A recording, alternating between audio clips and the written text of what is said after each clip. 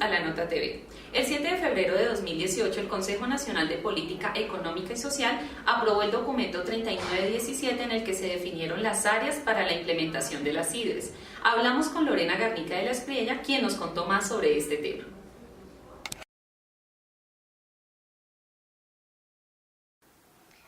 Las CIDRES son las zonas de interés de desarrollo rural estratégico, que son una herramienta de política pública creada por ley en el año 2016 y reglamentada posteriormente. Pasó un análisis de constitucionalidad en la Corte Constitucional y recientemente salió un COMPES que delimitó las áreas donde se puede ejecutar. ¿Cuál es el propósito de estas áreas? Es que cualquier persona natural, jurídica o una empresa asociativa constituida por pequeños trabajadores rurales, madres cabeza de familia, campesinos, se presenten con un proyecto productivo que puede ser agroindustrial o rural al Ministerio de Agricultura para aprovechar con ese fin extensiones de tierras que en condiciones ordinarias no podrían aprovechar, bien sea porque exceden una UAF, bien sea porque son baldíos y los solicitantes no todos son beneficiarios de reforma agraria, o porque simplemente se trata de un aprovechamiento productivo que requiere grandes extensiones. La idea de la política pública es que una vez pasados todos los trámites que contempla la normatividad para conceder unas CIDRES, tú puedas tener el aprovechamiento de zonas de área importante en zonas rurales, distanciadas sustancialmente de áreas urbanas y adicionalmente con altos índices de necesidades básicas insatisfechas, zonas no interconectadas en malla vial con difíciles condiciones de acceso y particularmente esas que requieren un gran músculo financiero para ponerse a producir, típicamente tierras ácidas que no podría cualquier persona ponerlas en producción porque requieren de cierta adecuación que implica una inversión importante en riego y en masa vegetal si se tratara de un proyecto agroindustrial.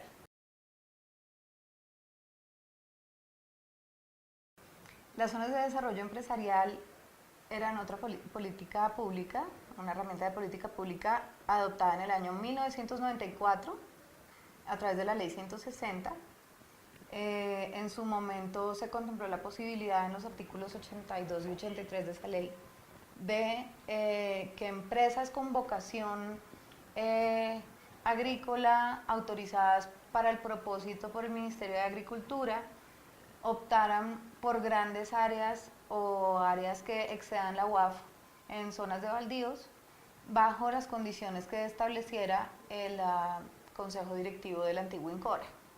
Ocurre que nunca ha sido reglamentada la figura, porque ni el antiguo INCORA, ni el antiguo INCODER, ni hoy la Agencia Nacional de Tierras ha sacado vía Consejo Directivo como la reglamentación, de manera que no se ha empleado.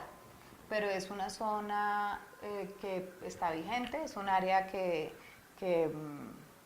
podría acceder a una UAF y dependiendo de la reglamentación, de cualquier manera sería más fácil de implementar que una CIDRES. Sin embargo, como no ha sido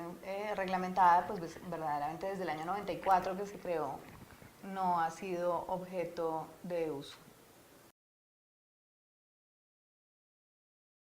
Verdaderamente no, porque de hecho la acumulación indebida de baldíos de hecho sería como una figura fuera de la ley. Estamos hablando de una herramienta de política pública que justamente la ley promueve y promueve dentro de un marco de seguridad jurídica. Aquí hay dos tipos de CIDRES que la ley contempla. Puede tratarse de proyectos productivos entre particulares, en cuyo caso los costos lo asumen exclusivamente particulares, y la naturaleza de las tierras destinadas a ese fin puede ser privadas o públicas, siempre y cuando cumplan con los requisitos de la ley. De cualquier manera, la ley contempla que si eso llegara a ocurrir, el Ministerio de Agricultura tiene que ser muy riguroso en que no se exponga el principio de la seguridad alimentaria. La ley menciona soberanía, pero verdaderamente es seguridad alimentaria.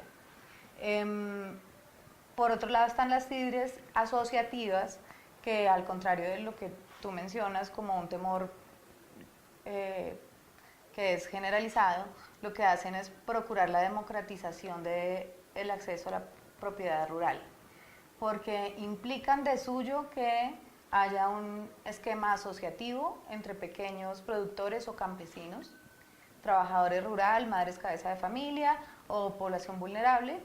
y en ese caso, si se tratara de un proyecto asociativo, obviamente la ley promueve más ese tipo de proyectos, hay una serie de beneficios adicionales que no gozan los proyectos privados. Si se trata de unas sidres entre privados, es decir, que sea un proyecto no asociativo, sino únicamente entre algunos agentes del mercado, qué sé yo, que no van a asumir una asociatividad, no hay ningún tratamiento económico favorable que contemple la ley. En tanto que si se trata de unas sidres que implique un proyecto asociativo, ahí tú tienes una gama de fuentes de financiación bastante generosa que contempla la ley, incluso habilita a empresas industriales y comerciales del Estado a invertir en ellas, aun cuando no esté dentro de su objeto la inversión en ese tipo de proyectos, cosa que me sorprendió. Permite el acceso a créditos blandos, a tasas favorables, al FAC, que es el Fondo de Garantías Agropecuarias del sector rural. De hecho, pues en unos porcentajes altísimos, habla de hasta 100%, y habilita, para mi sorpresa, por ejemplo, las corporaciones autónomas regionales a invertir en ese tipo de proyectos. De manera que la forma de fondearlos, si se es asociativo y si el proyecto, digamos que tiene un impacto social mayor, es bastante más robusta en la ley, que si se trata de privados, pues será por su cuenta de riesgo, si es que pasan por toda esta trazabilidad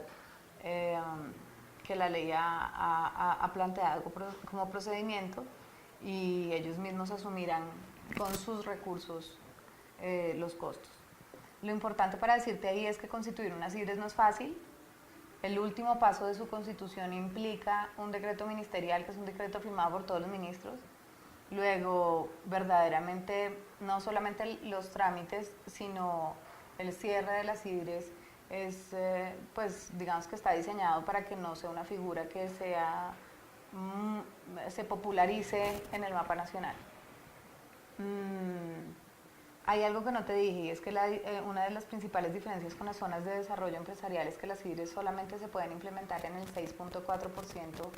del territorio continental colombiano, que son más o menos unas 7.5 millones de hectáreas. Mientras que las zonas de desarrollo empresarial, si se implementaran, podrían establecerse en cualquier baldío, porque la ley no contempla una restricción, salvo que la reglamentación considere otros criterios. Básicamente, lo que contempló el COMPES recientemente emitido en el mes de abril, de hecho, es el mapa de Colombia, salvo las áreas en las que hay presencia de títulos colectivos de comunidades negras, resguardos indígenas, tratamientos ambientales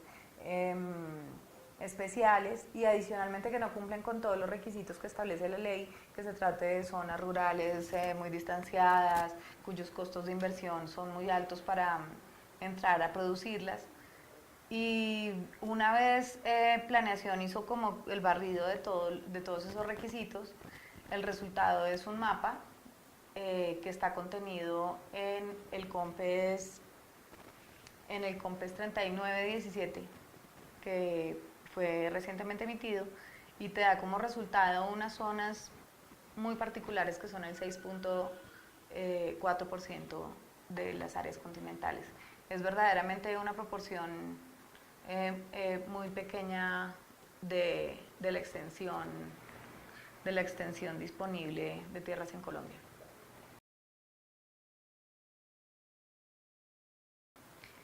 La ley contempla que la constitución de una CIDRE se somete a condición resolutoria, de manera que constituida la zona, cuya delimitación implica también pasar por un COMPES, constituida la zona, es importante tener claro que tienes un periodo de 3 años para ponerla a rodar ya efectivamente. Si pasados los 3 años la entidad pública, que en este caso sería la Agencia Nacional de Tierras, verifica que los inmuebles no están siendo usados con el propósito con el que se proyectó, o al contrario, pues el proyecto no ha arrancado por cualquier circunstancia, se aplica la condición resolutoria y simplemente se cae la CIDRE, después pierde sus efectos. Las ventajas es que le permite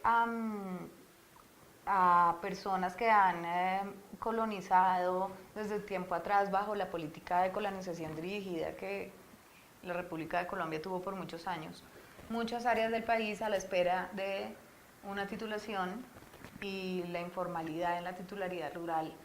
les ha acarreado una serie de inseguridades jurídicas. Y esta es una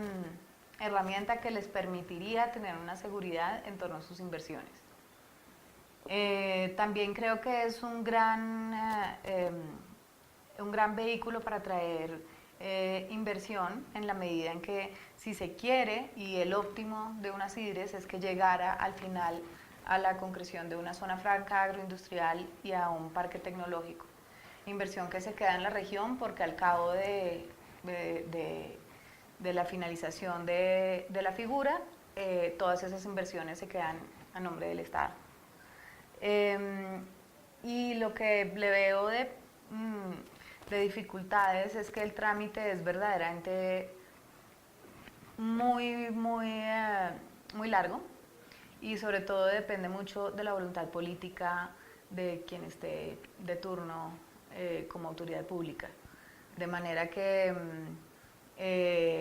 pues el particular tiene que pasar por muchos requisitos para llegar a concretar unas CIDRES. Creo que es una figura que puede generar riqueza y que puede disminuir los índices de necesidades básicas insatisfechas en esas áreas, pero si es un trámite muy engorroso, pues no va a ser muy atractivo para el particular incurrir en los costos que implica la solicitud.